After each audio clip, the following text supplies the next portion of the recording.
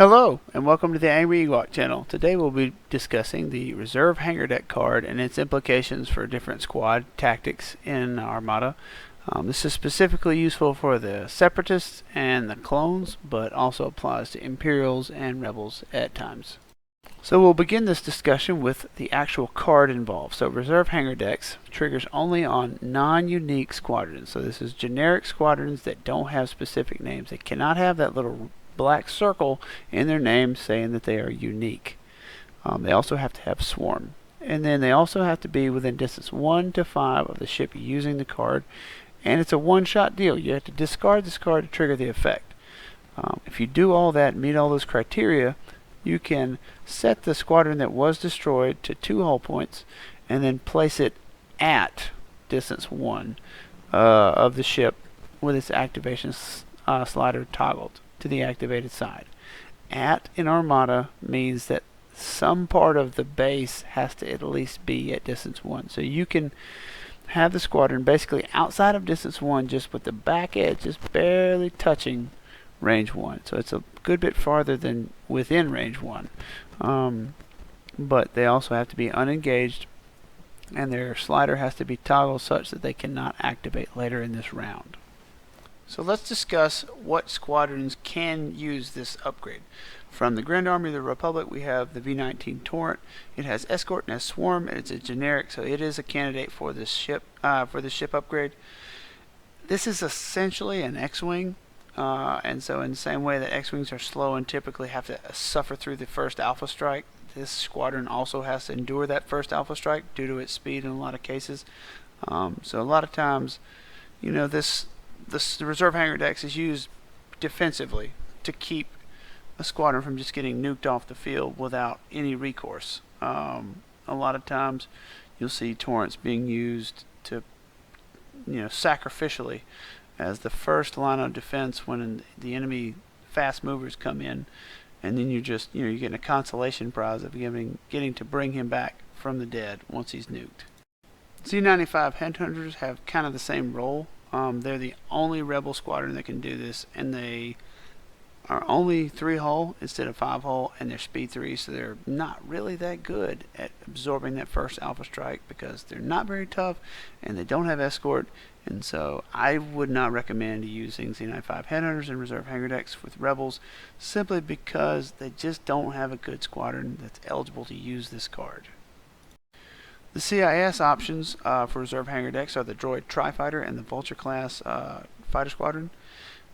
I prefer the Tri-Fighter, and the reason is the increased speed and the counter 2, because when your intent is to come in and do a lot of damage and get into the enemy squadron wing and make them have to shoot you back in order to go do their job of bombing things, hitting harder on the Alpha Strike, hitting first because you hit from farther away, and being able to shoot back with counter is a big deal, and it's worth the extra 3 points over the Vulture to me in a lot of cases. Also, the Tri-Fighter has a black dice non-bomber against ships, which is much like the Rebel A-Wing. It's a 75% chance of doing damage.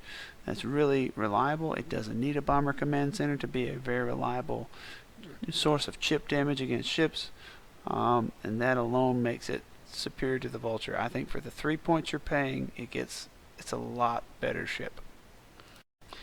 Imperial squadrons actually do this whole Reserve Hangar Deck thing pretty well too. TIE Fighters are pretty much the same as Vultures, and TIE Interceptors are pretty much the same as Tri-Fighters. They're not as good at attacking ships, but they have 4 native blue dice. I don't think they're as strong. I think the CIS are the strongest user of the Reserve Hangar Deck tactic, but I think the second best option is actually the Imperial TIE Interceptor, as a first strike and a counter platform to try to really tear holes in things.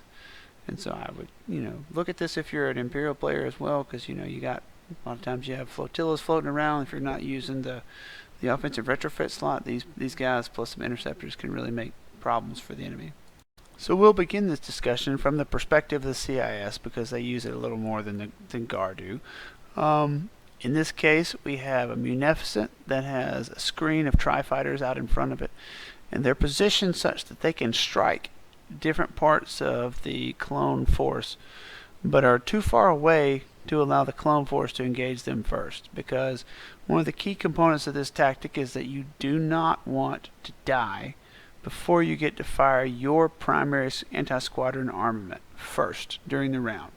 And the reason for that is your anti-squadron armament is your best armament, and you are trying to get as much value out of this squadron as you can. You're trying to play 11 points for a tri-fighter and 3 points for a reserve hangar deck, and with that you're trying to buy the ability to activate a squadron with a ship using AI anti-squadron to get basically 4 dice into an enemy squadron, potentially with swarm, but that's bonus, and then putting that squadron in such an inconvenient location that the enemy fleet must do something about it. And hopefully it's in a location that Flak's not going to do the job. It has to shoot you with squadrons. So if that happens, then you're not only getting your 4 dice against them from your activation, you're getting your 2 dice counter from your Tri-Fighter counter 2. If you're positioning it correctly, you may potentially get a reroll on that counter dice. And even if you die to the first shot that comes back at you, which is common because you only have 3 hull points, you got 6 dice out of that activation. Then you use your reserve hangar decks and you reappear activated under your flak screen on your side of the combat, ready to go again. What you don't want to have happen is for you to lose a ship, you lose a squadron before it's got its chance to attack, because you're missing out on its first 4 dice that it's most well positioned to utilize, because that's a waste of resources.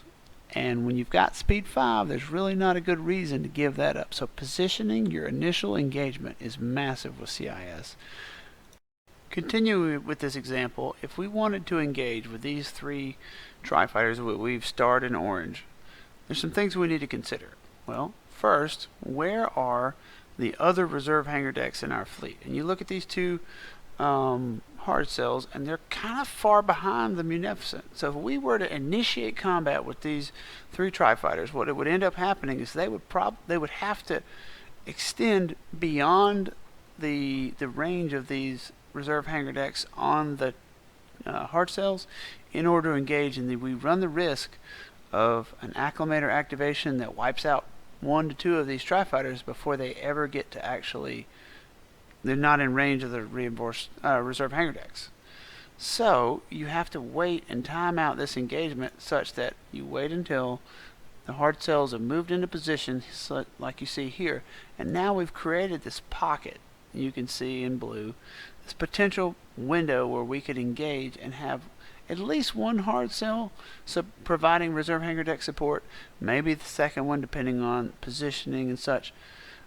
And we, in this case, usually the Munificent will either have boosted comms or reserve hangar decks, but you would assume that the reserve hangar decks on the Munificent would definitely have range here, so you could lose up to 2 tri-fighters before you're starting to actually lose tri-fighters that you cannot resurrect.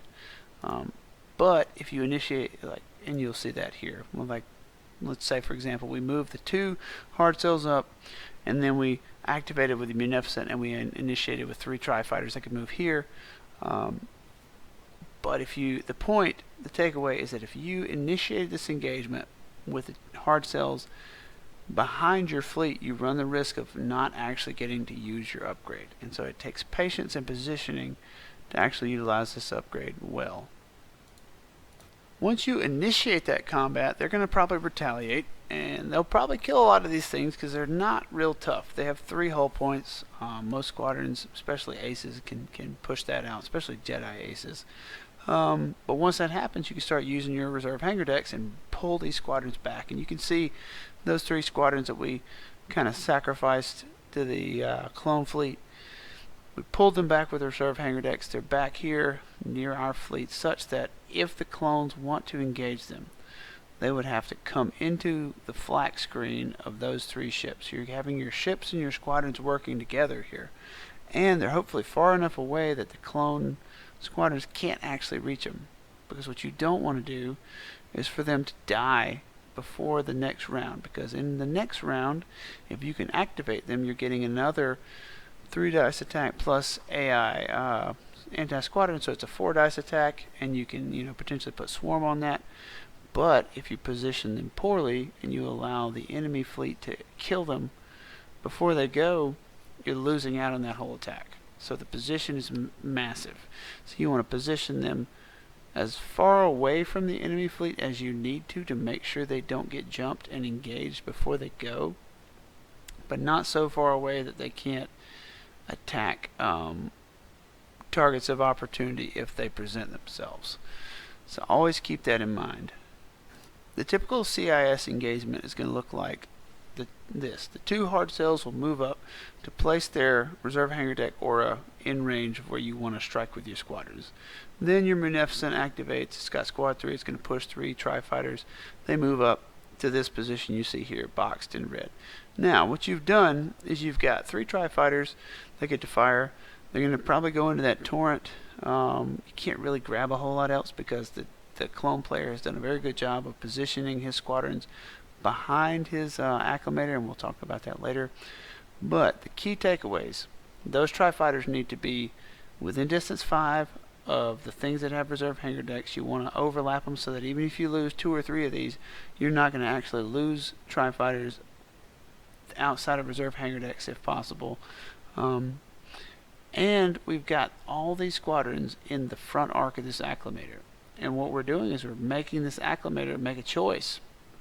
It doesn't really apply here, but as you can see, when the Munificent moves forward, it's in range of the acclimator. So now if this acclimator wants to initiate combat against the Munificent, it cannot use its flak shot to hurt these tri-fighters, because the worst possible scenario for a reserve hangar deck player is to lose reserve hangar deck squadrons to flak shots. And the reason for that is if they have swarm and counter. And the reason for that is you're losing out on your counter dice, and you're losing value that you could have had if you had played it better. So always, always, always try to make them choose between flacking your squadrons, which are going to come back anyway, or shooting your ships. Don't stray into a side arc and give away a cheap shot that you didn't have to give. You're not going to have enough reserve hangar decks to accommodate every squadron in your fleet most of the time. And sometimes you'll have some squadrons that didn't get to participate in that initial alpha strike, but they still have a purpose too.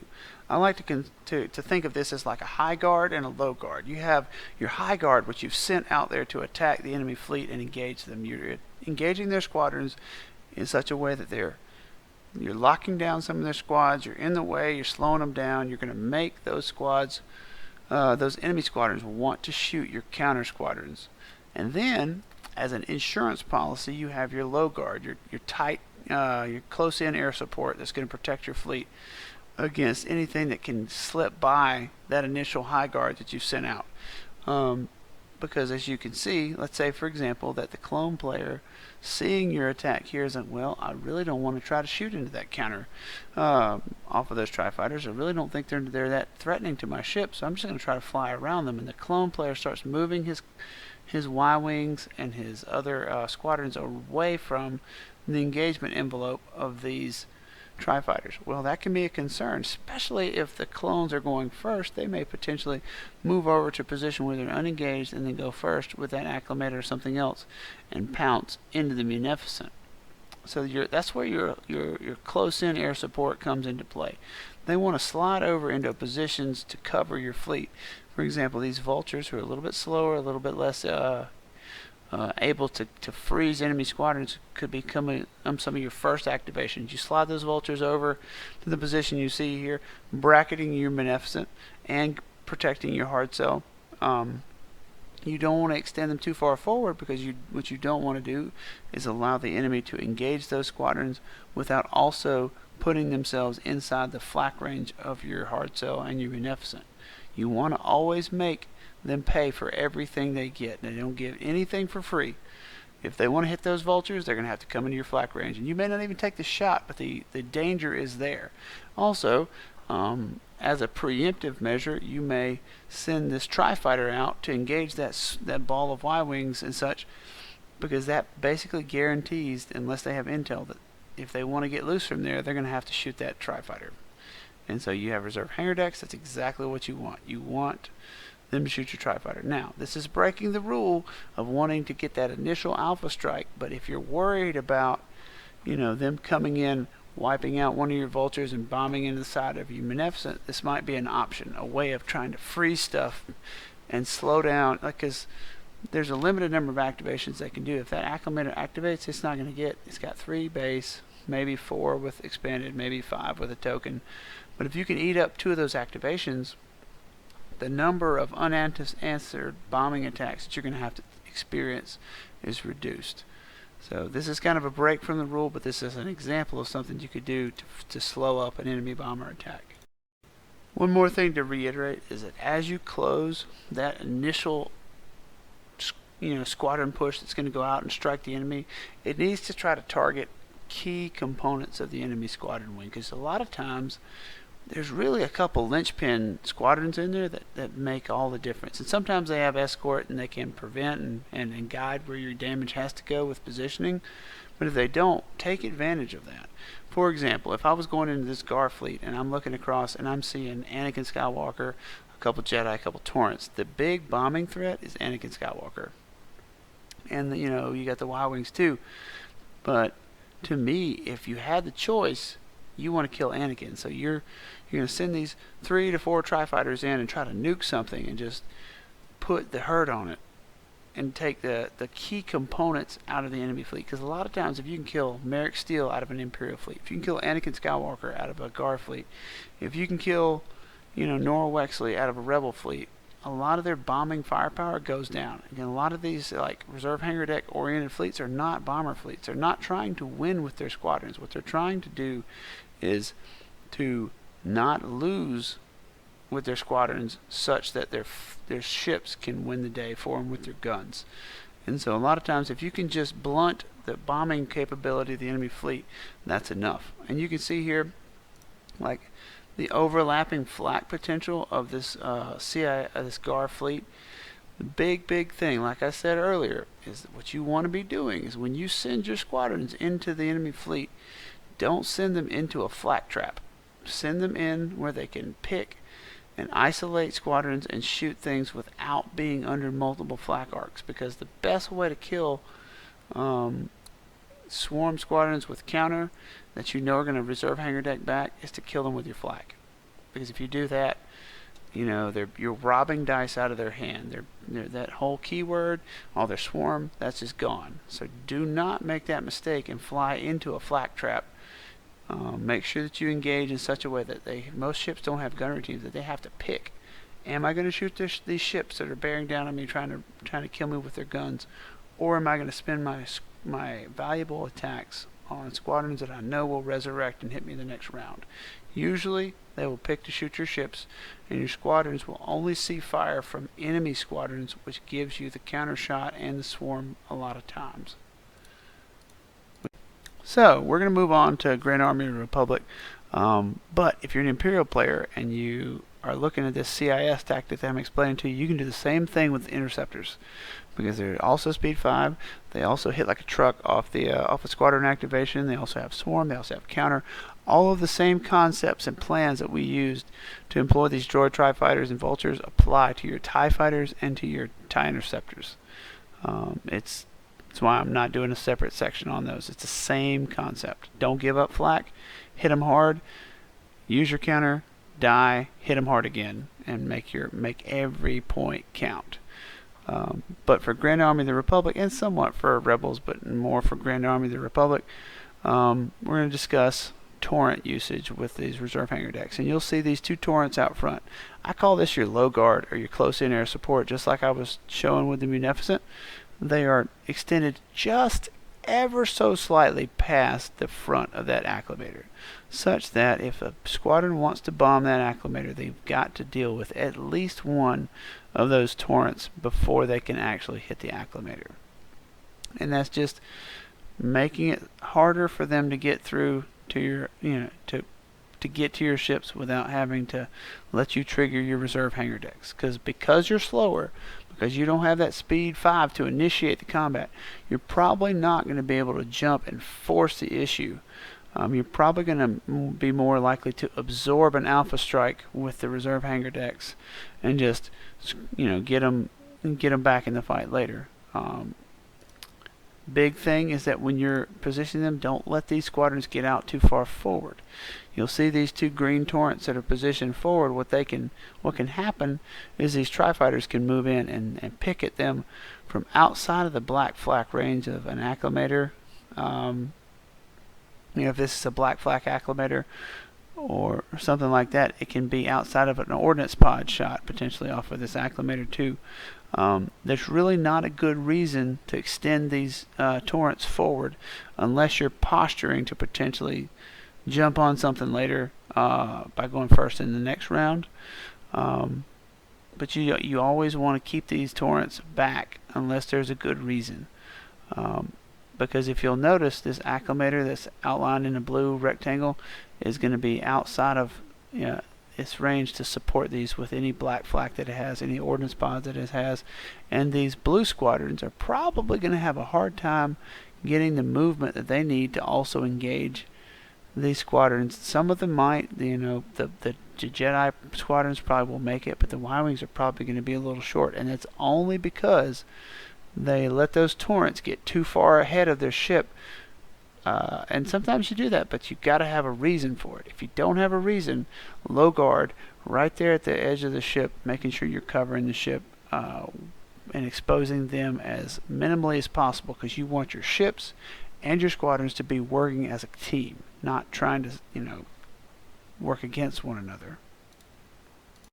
As GAR, you're probably not going to have as much choice in where your squadrons engage, because you're going to be slower and you're going to get engaged first before you get to react. But when you get the chance, when you do get to move, make dang sure that you position your squadrons such that your reserve hangar decks are in range. For example, the reserve hangar deck on this Charger, you're positioning it there to cover the torrent that you have here. So for example, if you had a reserve hangar deck on the acclimator, a reserve hangar deck on the Charger, you can now cover both of these and not expose somebody and risk losing a squadron without having the reserve hangar deck coverage up.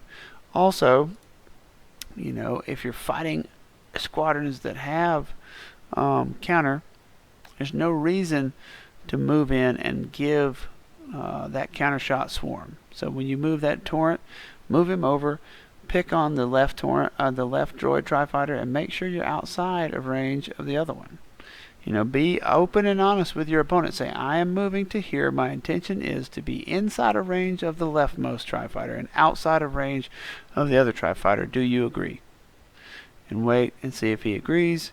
This is clearly out of range of the one tri-fighter, so you're not getting that swarm. It's just doing everything you can in your power to minimize the advantages that the enemy has back on you. This has nothing to do with what he's doing. It has everything to do with your positioning, taking away some of his advantages, and you have complete control of that.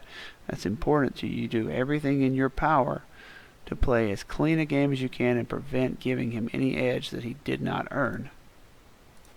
Thank you for watching. Hope this was helpful. Hope this inspires you to maybe try reserve hangar decks a little bit. I think this is very good for the game. I think that reserve hangar decks give a lot of life and a lot of play to generic air superiority squadrons that are designed pretty much to go out and kill enemy squadrons. You just send them in there because you want them to die. You want them to go blow a lot of stuff up, die, resurrect, and repeat the whole process. And so, these very specialized ace-heavy bomber wings, you can nuke a couple key squadrons, and if you're smart about it, and if you position yourself well, you can pick out a couple of the important squadrons and really take the teeth out of that kind of bomber wing and make a middle of the road points investment into squadrons really feel like a hammer if you do it properly. And I think that's really good for the game, because that allows fleets that are not squadron heavy to compete more easily. And you have to think twice about just going all in on squadrons, because for so long in this game people are like, well, squadrons are the absolute most efficient thing possible. I don't have to fly them well because they move 360. I can just move them. And I have bomber command centers. They're all very reliable. It's just super, easy. Not easy mode, but like obviously the most efficient thing. So it gives people pause if there's some things out there in the game that are pretty points efficient that can really tie up and harry that kind of a list, and they have to actually think, well, man, I got to have some guns. I got some ships in my fleet that actually fight for themselves. And that leads to mixed fleets that have combat ships and squadrons and all that working together, which is really the whole goal. You don't want skew fleets that are just all in on one thing and ignore all the rest of the game, because those are super easy to win at in the matchup phase. Much more demanding and much more difficult to play a fleet that has a blend of squadrons and ships and all these things working together. It's a lot harder to play and it's less likely to just win in matchups, but it is much more enjoyable and much more worth your time as a player.